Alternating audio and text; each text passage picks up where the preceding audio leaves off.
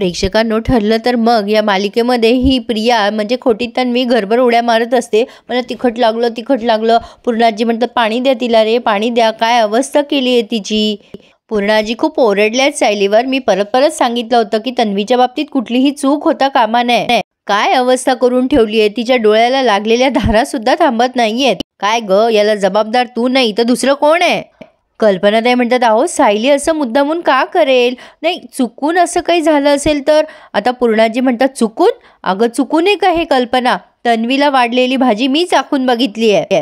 त्याच्यामध्ये 3-4 चमचे तरी जास्त तिखट घातलं हिने. अगं कल्पना, हे सगळं चुकून कसं होऊ शकतं. प्रतापराव म्हणतात कल्पना तू हिला नेहमी पाठीशी घालते. हिला सवयच झाली आहे. घरात पाहुणे आले की हिच्या अंगात संचारतं. मागे नाही का ते मैपतराव आणि साक्षी आले तेव्हा पण हिने असाच गोंधळ घातला होता. अगदी ते सायलीला खूपच विचित्र शब्दामध्ये संबोधतात प्रेक्षकांनो. मी तो शब्द सांगू शकत नाही तुम्हाला. अस्मिता म्हणते की हिचं नेहमीच आहे गोड वागायचं. नावडतं कोणी आलं की बरोबर घाव घालायचा तन्वीसारखं. त्यावर कल्पनाताई म्हणतात अहो असं कशाला करेल ती. तन्वीसाठी राबती ती सकाळपासून किचनमध्ये. तिच्यासाठी काय करू आणि काय नाही असं झालेलं होतं तिला. त्यावरती ही तन्वी म्हणते हिची जुनीच ट्रिक आहे कल्पना मामी. जे काय करायचं ना ती ही चांगुलपणाच्या आडरावूनच करते. आपली दोन्हीही घरं एकत्र येतात ना म्हणून बघवत नाहीये तिला. म्हणून हे असले प्रकार करून ना ती आपलं अंतर मुद्दाम वाढवतीये. सायली म्हणते नाही हे खोटं आहे. अर्जुन म्हणतो तन्वी मला मान्य आहे माझा बायकोचा राग आहे तुझ्यावर, पण तरी सुद्धा माझी बायको तुझ्याशी इतकं वाईट वागणार नाही. सायली म्हणते नाही हो माझा राग नाहीये तिच्यावर. तर ही तन्वी म्हणते मी मागे आले तर कसं मारलं होतं मला हिने. पूर्णाजी तुला आठवतं ना ग, माझी ओढणी सुद्धा फाडली होती. आता हा राग नाही तर काय आहे. सायली रडायला लागते आणि म्हणते मी तुम्हा सगळ्यांना कशी पटवून देऊ. मी खरंच तिच्या वाटीमध्ये नाही घातलंय तिखट. माझ्यावरती विश्वास ठेवा पूर्णाजी. अस्मिता म्हणते तू तिखट घातलं नाही हे सिद्ध करा. मी कसा विश्वास ठेवायचा तुझ्यावर. अश्विन म्हणतो अगं काय हे, जी गोष्ट केली ती सिद्ध करता येते पण नाही केली ती कशी सिद्ध करणार. अस्मिता ताई काय पण नको बोलूस. विमल म्हणते आपण विश्वास ठेवूया ना सायली ताईलींवर. त्यांच्या स्वभावात खोटेपणा नाहीये. आता पूर्णाजी म्हणतात माझा पण असाच गैरसमज झाला होता. तुझा स्वभाव लाखात एक आहे. तू रविराजला माझ्या वाढदिवसाला घेऊन आलीस. प्रेमाचा ओलावा मी खरं समजून बसले. तू हे घर जोडून ठेवशील असं मला वाटलं होतं पण आज कळतंय मला. माझं तुझ्याबद्दल जे आधी मत होतं ना तेच अगदी योग्य आहे. तू माझं घर माझी माणसं सगळं तोडायला आली आहेस. तुला मी नाचून म्हणून स्वीकारणार होते ना तोपर्यंत तू अगदी गरीब गाईसारखी होतीस. आणि तुझ्याशी मी जरा प्रेमाने काही वागायला लागले की तू खरे रंग दाखवायला लागलीस. तरी सुद्धा मी तुला एकावर एक संधी देत होते. तू सडलेल्या भाज्या आणल्यास, माझ्यासोबत देवळात आली नाहीस, उशिरा उठलीस, मी सगळं माफ केलं. पण आज तू जे काही केलंय ना ते मी माफ करू शकत नाहीये. स्वतःला झालेल्या वेदना मी माफ करू शकेल पण माझ्या तन्वीच्या डोळ्यात जो कोणी पाणी आणेल ना त्याला मी माफी करणार नाही. सायली बिचारी म्हणते कोणाची शपथ घेऊन सांगू मी पूर्णाजी, मी नाही केले हे सगळं. पूर्णाजी म्हणतात तू तर एकामागून एक वार करत आलीस ग. इथे लग्न करून आलीस तेव्हाच रविराजचं घर मला दुरावून बसलं. ती सल माझ्या मनात अजून सुद्धा आहे. पण तुझ्या खोट्या चांगुलपणाला भाळून मी ती दूर करत होते.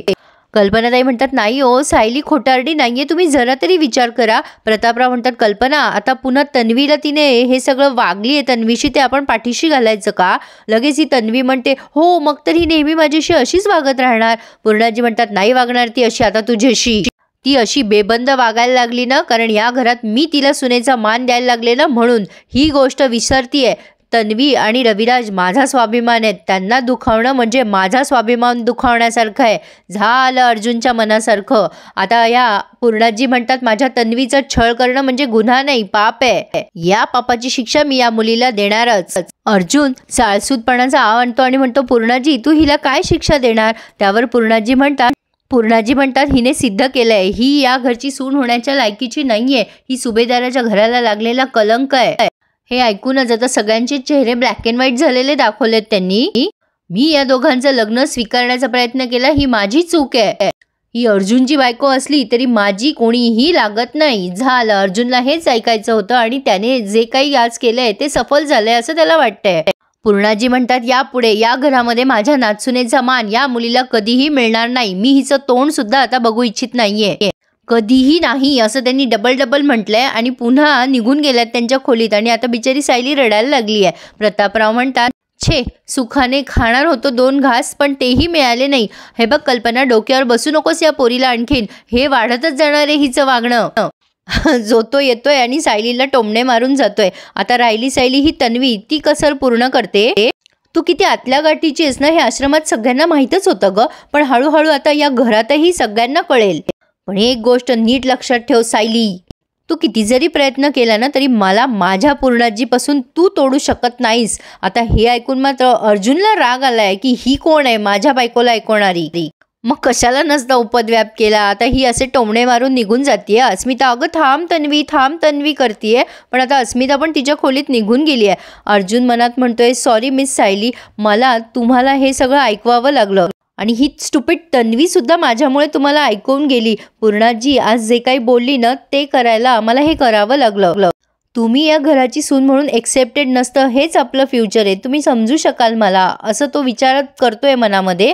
पण ही सायली बिचारी खरंच खूप रडतीये प्रेक्षकांनो. आता ही अस्मिता येऊन वचा बोलतीये पूर्णाजी जवळ. बघितलंस ना पूर्णाजी, कावळ्याने कितीही मोरपिसं लावली ना तरी तो मोर होत नाही. त्या सायलीचं खरं रूप आलंच आज सगळ्यांसमोर. पूर्णाजी म्हणतात मला खरंच माहिती नव्हतं ग, मला वाटलं ती गुणी मुलगी असेल, या घराची आदर्श सून होईल. फार मोठा गैरसमज झाला होता माझा. आणि काय ग पूर्णाजी, तू हिचं ऐकून माझ्या तोंडात मारलंस ना. मारे ही साळसूतपणाचा आवडते, पण एखाद दिवशी ती आपल्या ताटात विष वाढायला कमी करणार नाही. कल्पना ते येत्या त्यानंतर अस्मिता पुरेकर, तोंड दिले म्हणून वाजवायलाच नाही पाहिजे, चल निघ इथून. आणि त्या अस्मिताला हाकलून देतात आणि पूर्णाजीला समजून सांगायचं असफल प्रयत्न करतात बिचाऱ्या. पूर्णाजी म्हणतात हे बघ कल्पना, तू त्या मुलीची रद्दबदली करायला आली असेल तर आल्या पावली परत जा, मला तिच्याबद्दल काहीही ऐकायचं नाहीये. कल्पना ते म्हणतात अहो ती किती गुणी मुलगी आहे हे तुम्हाला दिसलंच होतं ना पूर्णाई. पूर्णाई म्हणतात मी सुद्धा तिच्या जाळ्यात फसायलाच लागले होते, हे मी मान्य करते. ती रविराजला घरी घेऊन आली तेव्हा मला वाटलं दोन्हीही घरांना जोडायचा प्रयत्न करते ती. तिच्या रोज चुका होत होत्या तरी सुद्धा मी कानाडोळा केला. मी चुका माफ करू शकते पण दुष्टपणा नाही. कल्पनाताई म्हणतात अहो नाही हो पूर्णाई, सायली दुष्ट नाहीये.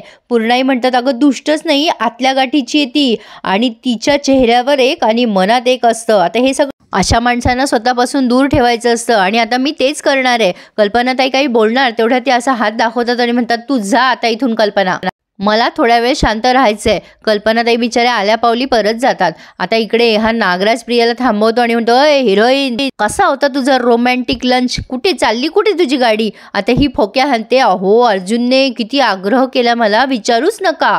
नागराज म्हणतो करतोय ना आता आग्रह, सांग ना मला. प्रिया म्हणते तुम्ही असायला हवं तर तिथे, अर्जुन किती बदलला ना तुम्हाला कळेल. अर्जुनने स्वतःच्या बाजूला काय बसवलं, माझं कौतुक काय करत होता आणि असं सगळे आश्चर्यचकित झाले होते तुमच्यासारखेच. पण अर्जुनचं फक्त आणि फक्त माझ्याकडेच लक्ष होतं, दुसरीकडे कुठेच बघत नव्हता बरं तो. नागराज म्हणतो हो खरं सांगतेय का तू. लगेच ही म्हणते हा प्रियाच्या जादूचा वेळ लागतो खरा, पण एकदा का ती चालली ना की मग भल्या भल्यांना अडकवतेच. नागराज म्हणतो अर्जुन तुझ्यात अडकलाय हे पक्क ना.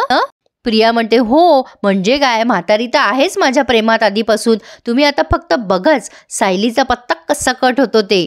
बरं मी आता पडते मी खूप दमली आहे. काय काय खाल्लंय मी, खूप आग्रह केलाय अर्जुनने मला, जेवण अंगावर आलंय माझ्या. नागराज म्हणतो जेवू नकोस मग आज रात्री, दूध पिऊन झोपून जा. प्रिया म्हणते नाही मीच सांगणार होते सुमन काकीला की आज रात्री जेवण बनवू नकोस, मी दूध पिऊनच झोपणार आहे. किती आग्रह झाला मला तिथे सांगते तुम्हाला, आणि उपाची आली कुठे सांगतेय.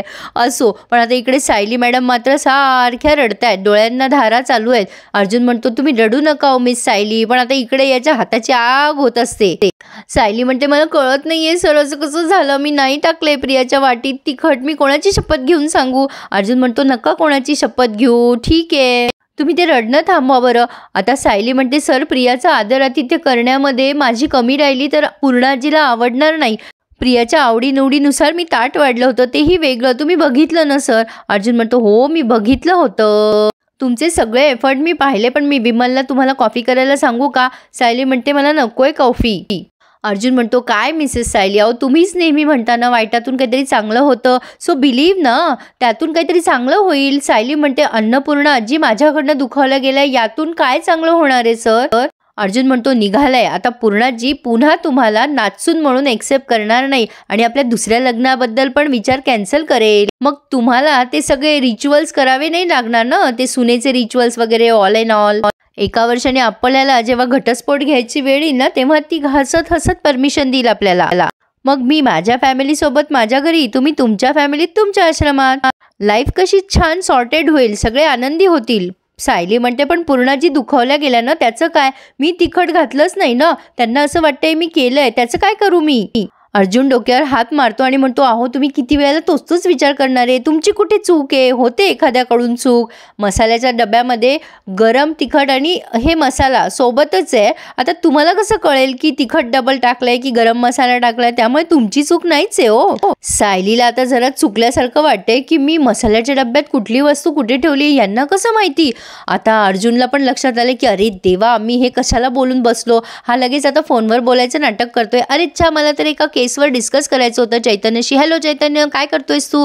हां मी आलो. सायली आता विचार करते म्हणजे सरांनीच हा उद्योग केला आहे. तर प्रेक्षकांनो, इथे हा रिव्ह्यू पूर्ण झाला. पुढे आपण बघतोय अर्जुनच्या हाताची आग अजूनही होतीये.